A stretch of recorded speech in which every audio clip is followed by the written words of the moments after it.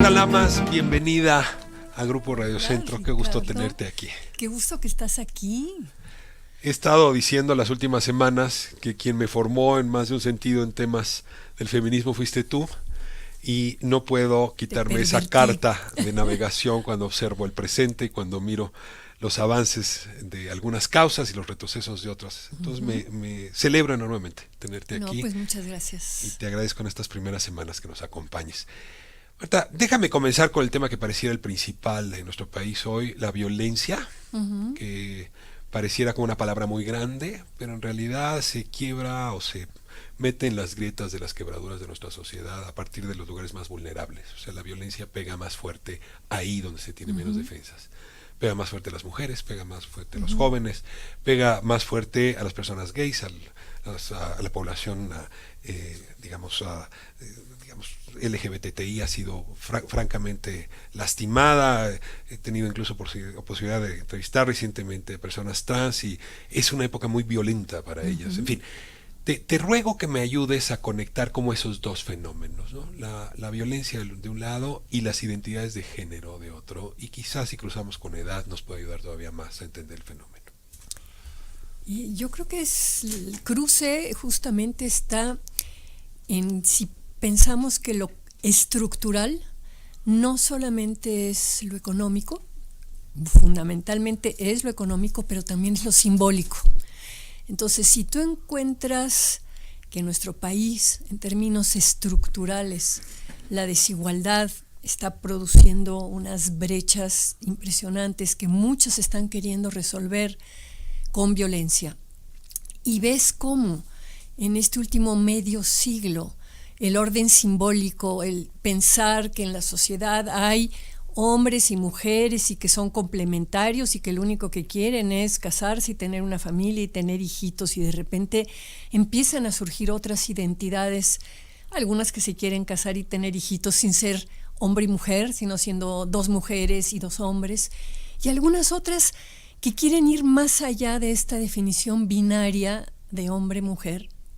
Lo que vas a ver es cómo también un problema con la falta de conocimiento hace que la gente viva estos estallidos identitarios, ¿no?, con mucho miedo, ¿no? Hay muchos pánicos sexuales, pánicos morales que se entrecruzan. Entonces vas a tener personas que en un momento de sus vidas deciden asumir la identidad que siempre han sentido ser, que no corresponde a su anatomía, que es el niñito que desde que era chiquito se sintió niña, pero tuvo que aguantar a veces desde los golpes del padre, que lo mandaron a una escuela militar porque era muy afeminado, hasta a veces casarse, para ya grande de repente asumir que se siente mujer y que quiere vivir como mujer. Y este hecho, que para mí es un hecho de libertad, ¿no?, se vive de manera muy amenazante y muy conflictuada por grandes sectores de la sociedad que se sienten amenazados en sus creencias, en sus tradiciones, que les parece que eso es locura, que es patología, y esto va a tener consecuencias inmediatas, por ejemplo, en el acceso a un empleo. Es decir, yo no quiero tener a una persona rara en mi trabajo, ¿verdad? Sí, me da mucha pena, pues que se las arregle, pero, ¿no? Entonces yo cruzaría, y me parece una pregunta muy difícil de contestar la que me formulas, cruzaría que esto se da en un terreno de desigualdad económica y donde las violencias que pueden generar confrontaciones delincuenciales con el narco, con otro tipo de cosas, es como echarle, no sé, gasolina a una hoguera, ¿no? Es decir, estamos teniendo estallidos de dolor, de sufrimiento, y la violencia, bien lo dices, es como un término englobador de cosas que pasan por la discriminación, por la explotación, por la opresión, es decir, por muchas otras formas violentas, ¿no? Todavía escuché a Ana Laura Magaloni, jurista, invertir los términos del problema, y decía Ana Laura que en realidad la violencia es una de las tantas fórmulas que tiene el ser humano para ordenar el caos. Es decir, no que el caos genera violencia, sino la violencia llega y se impone cuando el caos está ahí, no hay nada más que lo ordene, ni el respeto, ni la ley, ni las costumbres, en fin. Y en ese sentido, pues, si Ana Laura tuviera razón, pues quien tiene mayor capacidad de ejercer violencia lleva las de ganar. Es decir, si yo tengo una K-47, Claro. tengo más posibilidades de ganar en ese orden nuevo que si no la tengo. Pero la verdad, si la naturaleza me dotó de un cuerpo más fuerte, ¿no? Con mayor capacidad de ejercer violencia también. Y si además socialmente soy varón y tengo esa reputación de fuerza versus la presunta debilidad de la mujer, todavía tengo más elementos. Entonces sí hay un tema grave donde la violencia favorece este orden jerárquico tan arbitrario. Yo diría que más bien el orden jerárquico arbitrario para sostenerse ha requerido siempre de la fuerza. Y lo que estamos viendo recientemente es que ya no basta ni la fuerza política, ni la fuerza de clase social, ni la fuerza del poder económico, porque están, digamos, quebrándose muchas cosas alrededor y se necesita ya la fuerza de la violencia, ¿no? Si a eso le sumas la circulación de armas que hay, ¿no? Que siempre México ha sido un país en donde los hombres les gusta portar armas porque es un atributo de la masculinidad, pero no en la proporción en que están ahorita y sobre todo que están muy, muy repartidas en escala social, incluso en escala etaria. Jovencitos de 12 años están empezando a aprender a manejar armas. Entonces es una combinación muy, muy explosiva. Y me gusta lo que comentas de Ana Laura Magaloni, porque sí, en efecto, frente a un caos de unos cambios culturales en los lugares de las mujeres y de los hombres, de las identidades, de la sexualidad, de muchas cosas, hay muchas personas que ven eso como caótico y frente a eso la respuesta es una respuesta autoritaria. Ahora, sumo, no lo mencionas, pero valdría la pena subrayarlo, un Estado ausente. O sea, traes instituciones que no son capaces de ordenar claro, la vida de una manera distinta claro, al ojo por ojo, diente por diente. Un Estado que durante mucho tiempo funcionó a partir de la simulación. Hacemos como si estuviéramos cumpliendo ciertas cosas, dando ciertos servicios y estuviéramos gobernando, cuando lo que se estaba haciendo era ir apaciguando y ir tratando de apagar ciertos incendios y no ver cuál era de dónde salía ese fuego que los estaba provocando. En este contexto de caos, surge un término que a mí me tiene un poco, me ha volado los sesos, como dicen los más jóvenes, que es el derecho a la ira. Y tengo que aceptar que nos educan distinto, dependiendo de la identidad sexual, con respecto al ejercicio de ese derecho, ya me déjame llamarlo así, es decir, bueno, ¿para qué te digo los ejemplos manidos? Pero si a mí me pegaban en la escuela, yo regresaba a casa y mi papá me decía, pues respóndele, ¿no? Y no te dejes.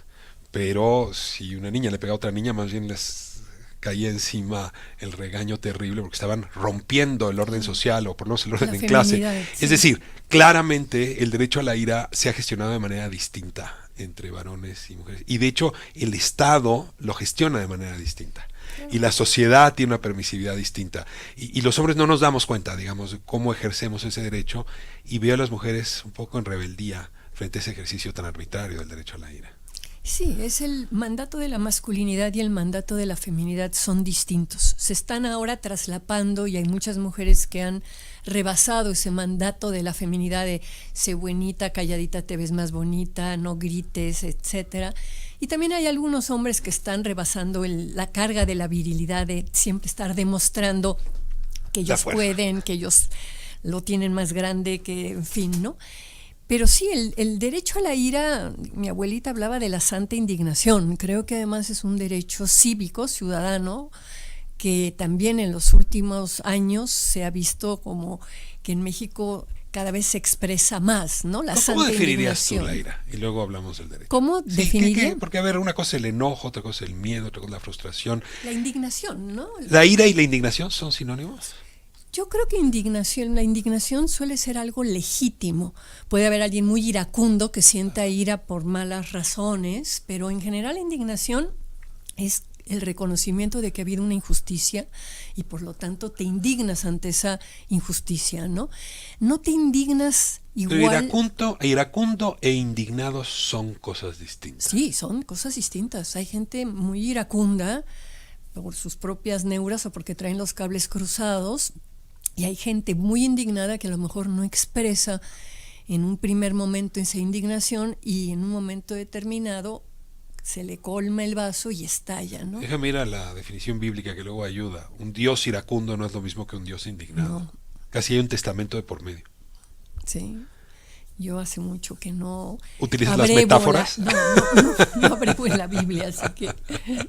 Pero ciertamente hay una gestión distinta de la ira entre los sexos, y esta es una época en donde la mujer está preguntando por qué no tener el mismo derecho a la ira que ha No observado. solo se está preguntando, lo está ejerciendo, lo vimos muy claramente en la marcha del viernes 16 de agosto, que aparte de Diamantina, hubo destrozos, algunos a cargo de los hombres, pero muchos también a cargo de las mujeres, y con algo muy interesante, que en un momento determinado en la marcha, ¿no?, las chicas empiezan a gritar, somos todas, cuando la fuerza pública quiere detener a algunos de los hombres que estaban haciendo los destrozos. Hay una reacción como de, aquí todos los que vinimos nos mantenemos juntos, ¿no?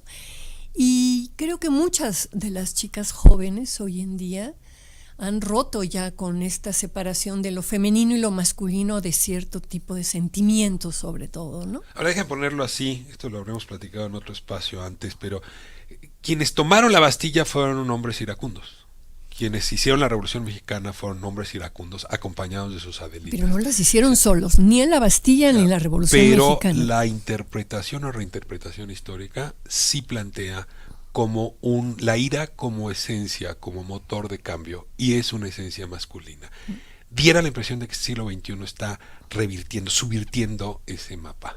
Más que subvirtiendo, yo creo que está ampliando el espectro, ¿no? Es decir, vemos la ira del Me Too, por ejemplo, ¿no? Las mujeres que empiezan a protestar por algo que ya era tomado como, bueno, parte de la cuota de ser mujer, te tienes que aguantar este tipo de cuestiones, ¿no? Entonces creo que lo que están es moviendo el tablero, están cambiando, digamos, ciertas reglas del juego de la relación hombre-mujer, cuestiones que antes se daban por sentadas y que obviamente tienen una proyección en el campo político, como tú dices, ¿no? Es decir, si bien los agentes, digamos, actuantes mayores en la Revolución Mexicana los imaginas como hombres, pues esos hombres había alguien que les tenía que dar de comer, que les tenía que arreglar su ropa, que toda una serie de cosas, que prestaba, ¿no?, su casa para conspirar. Que prestaba las casas para Josefa, conspirar, que mandaban mensajes, que hacían muchas cosas. Entonces hay también una reinterpretación histórica sobre las distintas tareas, y creo que lo que tú estás apuntando es que entre las tareas tradicionalmente concebidas como tareas masculinas, ahora empiezan a aparecer cada vez más mujeres. Ahora, vi, no solamente en México, ¿no?, ahora que hablas del Me Too y otras expresiones similares en otras partes del orbe, pues sí, una reacción de enojo, incluso algunas mujeres diciéndole, Yuri, no sé qué barbaridad le decían las mujeres, yo no quiero ser feminazi. Yo decía, bueno, ¿qué hace esta cantante usando ese término? Las redes sociales bastante enojadas porque las mujeres no estaban cañaditas y entonces se veían más bonitas, bastante molestas, digamos, en exceso. Es decir, también la parte más reaccionaria se está educando. También está teniendo que admitir que... Yo creo que le estamos pisando los callos a la parte más reaccionaria, y son reacciones de no le muevan, ¿no? Es decir, no nos gustan estas mujeres tan aguerridas, ¿no? Porque en última instancia a muchos de los que han protestado pues se les van a acabar sus privilegios, ¿no? Y van a ser exhibidos y puestos en evidencia. Entonces, yo no ando mucho en redes, Ricardo. O sea, mi información es básicamente en virtuales. Parecen mucho a las otras. Unas son en virtual, yo, otras no. Pero... yo leo el periódico, leo revistas, trato de estar informada, pero sí hay una dinámica muy especial que da el anonimato de cierto tipo de mensajes y con seudónimos y demás, ¿no? Entonces, cuesta a veces trabajo saber si verdaderamente son hombres o son mujeres, ¿no? Muchos de los personajes que protestan y que dicen barbaridades. Sí, es que en efecto, la red virtual se parece un poco al carnaval, ¿no? O sea, puedes usar la máscara o no. Claro. Y en efecto hay que revisar si trae máscara o no quien está hablando. Ahora, ha habido como, aparte de esta nueva gestión del derecho a la ira, hay otro elemento que yo llamaría novedoso de las generaciones de mujeres más jóvenes, y tiene que ver con este asunto, déjame frasearlo así, del separatismo. Es decir, hay que separar para dar bien la lucha. Claro, después de ver la marcha que hacía Cita, empecé a convencer que a lo mejor tenían razón. O sea, que una forma de evitar que se les cuele un individuo para golpear a un camarógrafo es poder tener contingentes separados para que no se echen a perder las consignas y las causas. Pero va más allá de las marchas. Es decir, que sí hay como un redescubrimiento del espacio femenino como distinto al masculino, y aunque tenemos causas comunes, tiene sentido a veces y en ciertos temas pensarse por separado. Déjame irme a corte y regresamos a hablar del separatismo y como repertorio o estrategia de movilización. Tengo conmigo a Marta Lamas. Marta, muchas gracias por acompañarme en esta conversación. Te dice Sergio Hernández, 64 años. Marta, te pido que tomes mi causa, te pido que se haga una marcha de heterosexualidad sin machismo donde podamos participar todos.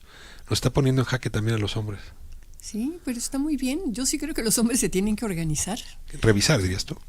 Pues algunos tienen que revisar, otros ya como tú lo tienen bastante revisadito el tema, pero sí, las mujeres hemos hecho nuestra parte. Y tú me hablabas al principio del separatismo, nos quedamos en eso. Y yo te quería decir que cuando yo entré al feminismo en 1971, éramos separatistas también. Pensábamos que necesitábamos un espacio solo de mujeres para poder hablar con libertad de cosas, y porque en las reuniones mixtas los que tomaban la voz eran los hombres. Luego se pasó el tiempo y nos dimos cuenta. Tampoco nos gusta decirles cómo deberían defender su feminidad. Sí, Rebecca Solnit, ¿no? El mansplaining, ¿no? No, pero sí, o sea, yo creo que el separatismo es una fase inevitable casi del feminismo, y que el tema es que cuando duras un tiempo más, pues empiezas a darte cuenta la importancia de los aliados, la importancia de los espacios mixtos, muchas otras cosas que creo que ahorita las jóvenes están viviendo, esa borrachera del separatismo, las fiestas solo entre mujeres, que tienen un sentido. Es decir, los hombres siempre han tenido sus reuniones solo de hombres, ¿no? Sus cónclaves, sus borracheras, sus salidas entre hombres. Y para las mujeres ha sido un aprendizaje cultural. Y claro, cuando estás metido en política, que creo que la mayoría de las feministas nos interesa la política, después de un rato de separatismo dices, pues no, arriba los aliados, ¿no? O sea, tú dirías, es una fase cíclica. Yo creo que cuando hay que redefinir causas, identidades, estrategias. Generaciones nuevas, o sea, las chicas de 20 años que entran al movimiento probablemente vienen, muchas como nosotras vinimos hace 50 años, de espacios en donde tu palabra no era escuchada de la misma manera, donde no se hablaban de ciertos temas, entre comillas, femeninos, de la sexualidad o de cosas. Entonces, yo creo que sí, que generacionalmente es una parte del proceso. Déjame ahora meter la otra variable que te planteaba al principio, la generacional. Hoy está de moda una palabra, tiene distintos significados, pero nos entendemos todos usándola: juvenear. Sí. Es decir, una forma de descartar a una mujer es decir, no, es que las mujeres no saben de política, ¿no? Pero también una forma de descartar es ustedes jóvenes tampoco saben, claro, ¿no? El pleito que tuvieron Denise Dresser y Gibran fue histórico, pero en realidad es uno de los tantos que hay en esta lógica. Sí hay rupturas generacionales, está ocurriendo. Digamos, hay diferencias generacionales, sí, pero creo que son más fuertes las diferencias ideológicas. O sea, yo tengo alumnas muy jóvenes con quienes comparto una visión de la política y del feminismo y que me entiendo muy bien con ellas, ¿verdad? Pero no son, digamos, el común de las bandas colectivas de jóvenes, ¿no? Sino que son también chavas con una ideología muy especial. Entonces yo creo que hay diferencias políticas entre las feministas, y no solamente entre los distintos feminismos, sino incluso entre las feministas que nos asumimos de izquierda, whatever that means, ¿no? Creo que hay diferencias ideológicas en cuanto a qué tipo de acción política hay que tener. Desde tu balcón, ¿dónde están las principales diferencias con esas bandas, digamos, de nuevo cuño del feminismo? O sea, ¿cómo las estás observando? ¿Tú cómo las calificarías? Yo te recordaría algo de lo que hablamos con Monsiváis hace muchos años. ¿Te acuerdas del libro de Saúl Alinsky, claro, de las reglas para radicales, ¿no? Yo diría que hay una radicalidad retórica y una radicalidad que Alinsky llama realista, donde dice que hay que tener objetivos radicales, pero métodos reformistas. Entonces yo sí pienso que la mayor diferencia es una diferencia, digamos, de tono y de estilo. ¿Es estratégica? No, yo creo que es de estilo. Yo creo que es distinto cuando sientes que estás haciendo la revolución, cuando sales a la calle y rompes algo, que estás contra la autoridad y donde además se pueden jugar broncas personales tuyas contra tu mamá, tu papá, tu abuelito o el vecino de la esquina, ¿no? A cuando tú dices, ¿qué es lo que quiero conseguir y cuál es el camino más sensato para conseguirlo? Gabriel Said hace unos años hizo un artículo precioso en el Reforma donde hablaba de que para que las denuncias que hiciéramos los ciudadanos tuvieran sentido, pues que no pidiéramos unos cambios así impresionantes, sino que nos fijáramos en una cosa chiquitita y fuéramos muy perseverantes en esa cosa chiquitita, y que en ese proceso iba a ser un proceso pedagógico para los funcionarios a quienes les iba a tocar esa cosa chiquitita, ¿verdad? Y para quienes íbamos como ciudadanos a impulsarla. Alinsky luego trabajó el término y decía que él se asumía radical porque le gustaban los cambios que tocaban la raíz. Exacto. Que no es lo mismo que extremista, que Claro. irte al extremo. Totalmente. En ese sentido, a mí el radicalismo me sigue gustando, siempre y cuando una estrategia extrema no acabe cortando incluso la raíz. Pero Marta, en el tema de violencia contra las mujeres, el problema es radical. Es decir, Claro que el problema tienes es una radical. autoridad que no ha hecho más que replicar en todo el país esta violencia de la que hablábamos. Las cifras van y vienen y francamente ni policía, ni ministerios públicos, ni jueces, ni gobernadores, ni jefes de gobierno realmente han hecho nada serio. O sea, incluso el hecho que destapó este asunto, pues entre otras las cosas que reveló es que los servicios periciales siguen sin servir para nada, ¿no? Que la protección al varón policía sigue siendo, pasando por encima de todo, ¿no? Y la verdad es que sí fue un tema de discurso, incluso de Ernestina Godoy al principio, lo que levantó la ira. Es decir, frente a estos gobiernos, porque vamos a decirlo en plural, no solamente el de la Ciudad de México, cabía reaccionar de una manera distinta. Digamos, yo creo que el discurso con el que se reaccionó estuvo equivocado. Yo creo que fue un error. El discurso del gobierno. Sí, ¿y sabes cuál es mi hipótesis? Es decir, es un gobierno que está además muy arropado por los votos que ha tenido y muy convencido que gobierno y pueblo son lo mismo, ¿no? Morena tiene una actitud de que nosotros somos pueblo y el pueblo está con nosotros. Que de repente se aparezcan alguien protestando, pues se los vivió como provocadores. Creo que Probablemente fue votantes incluso ahí, de Claudia Sheinbaum. Claro, es decir. Ahí yo creo que fue un error en el discurso. Ahora, yo creo que son dos cosas. Comparto lo que tú dices de que el tema no solo no se ha tomado en serio, sino que se ha utilizado políticamente mal y se ha enfrentado mal lo que sí se podría hacer con respecto a violencia entre las mujeres. Un grupo de alumnas del ITAM que trabajan ahora en Data Cívica, Carolina Torreblanca, Mónica Meltis, que es han hecho esta instancia de Pepe Merino que trabaja para el gobierno de la Ciudad de México. Sí, pero desde antes de trabajar para el gobierno es una instancia que trata de revisar las estadísticas que hay, las más serias, y darles una lectura política.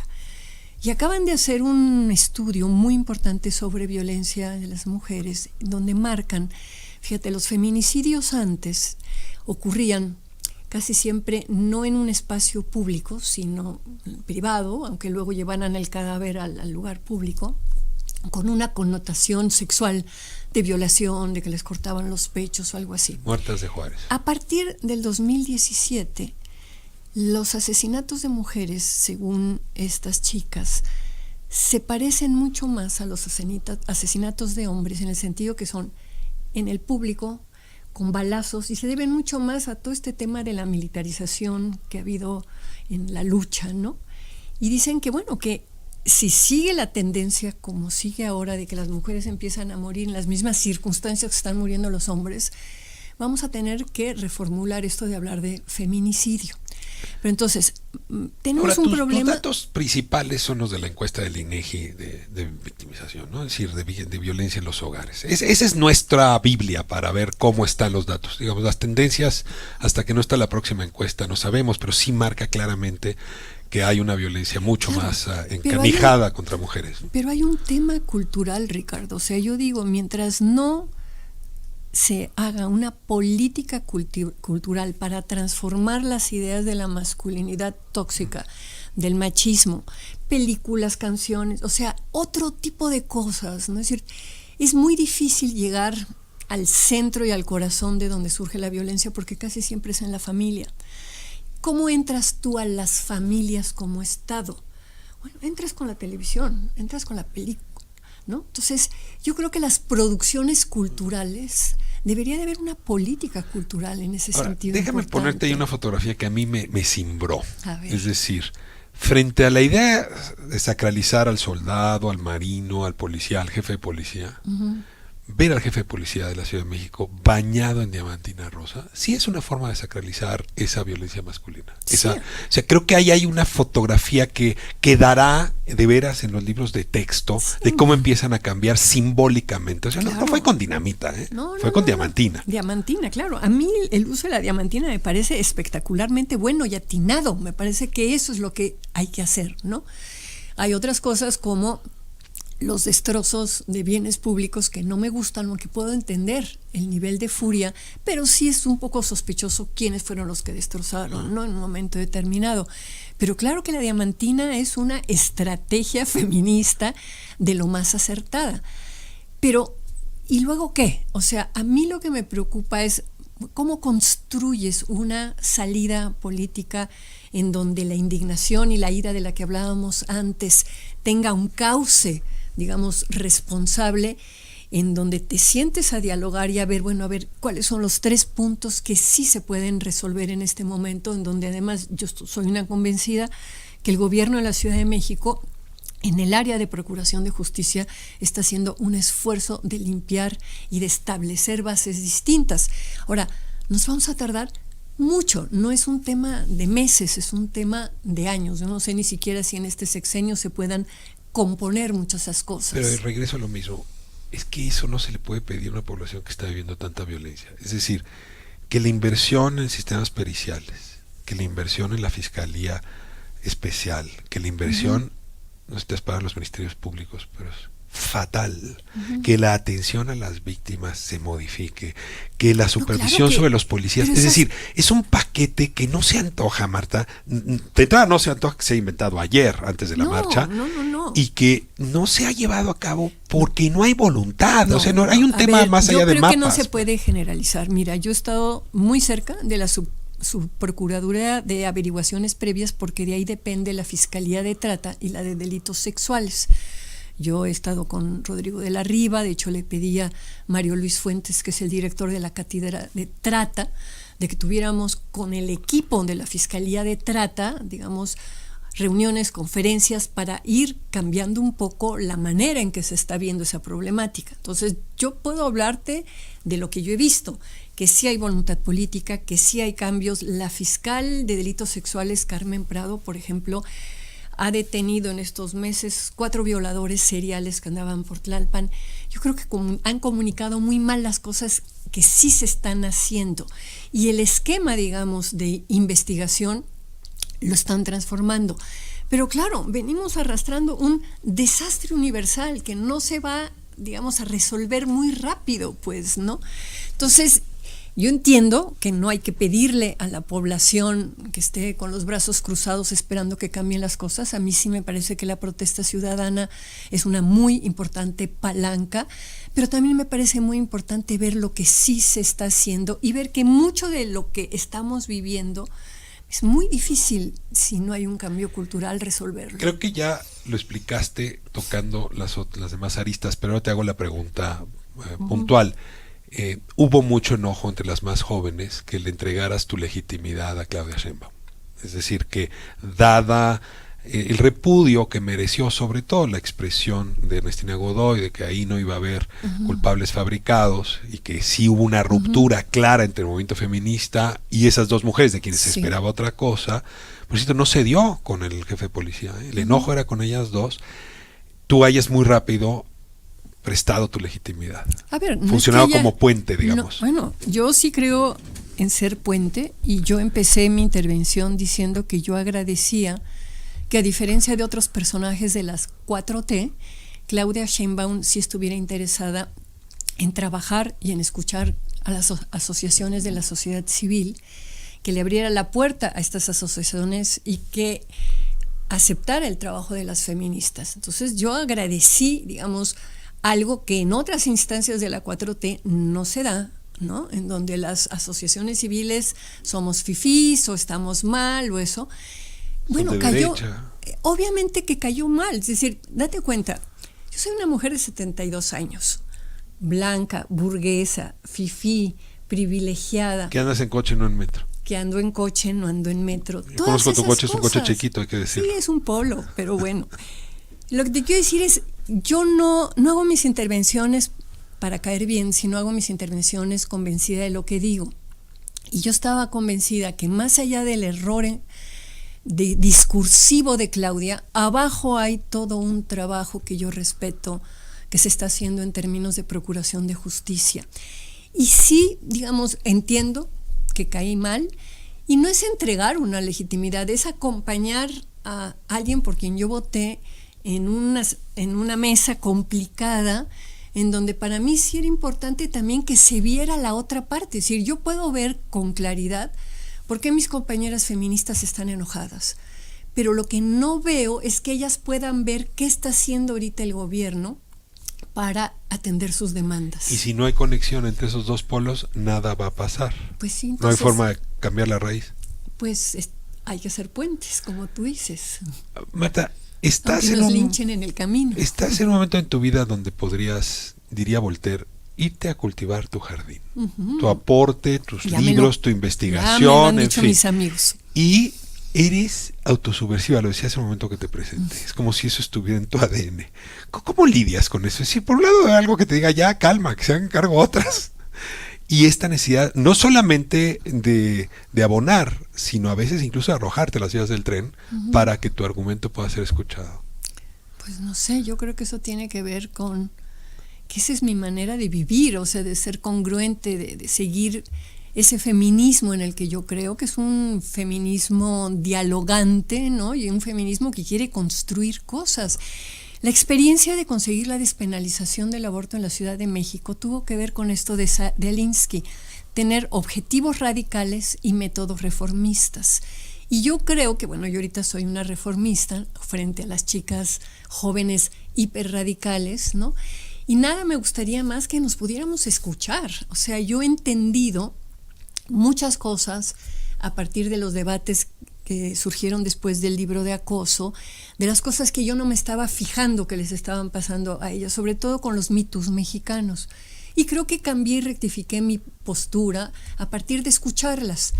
Yo no sé si ellas me escuchan, ojalá y te escuchen a ti aquí en el programa, pero si no nos escuchamos, Ricardo, los lados que no solamente son dos, que son a lo mejor 20 lados distintos que hay en este momento, ¿no?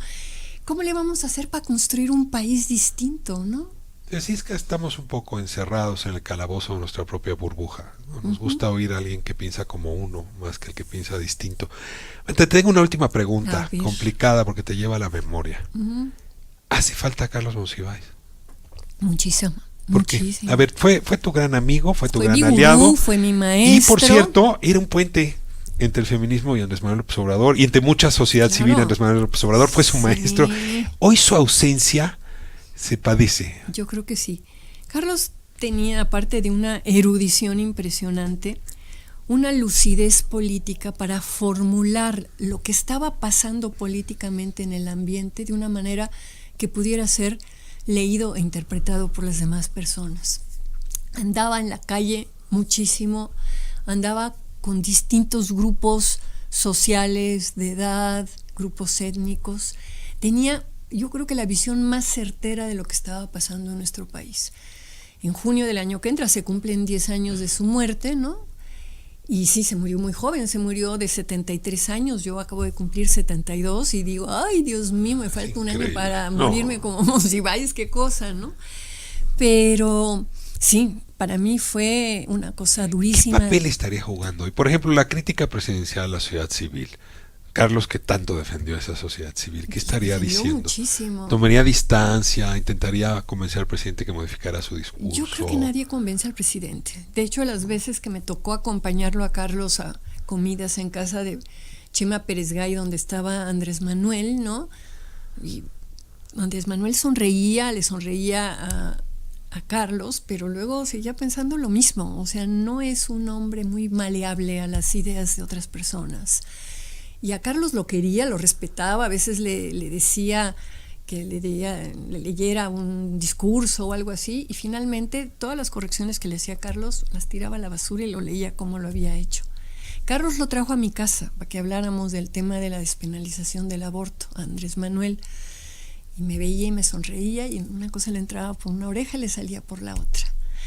Es un personaje que yo creo que justamente esa impermeabilidad que tiene es la que le ha permitido sobrevivir a Andrés Manuel. Esa es su virtud, pero es su defecto, diría. Pues fue su virtud como opositor y como candidato. En el momento en que te vuelves presidente, yo creo que te tienes que mover del lugar.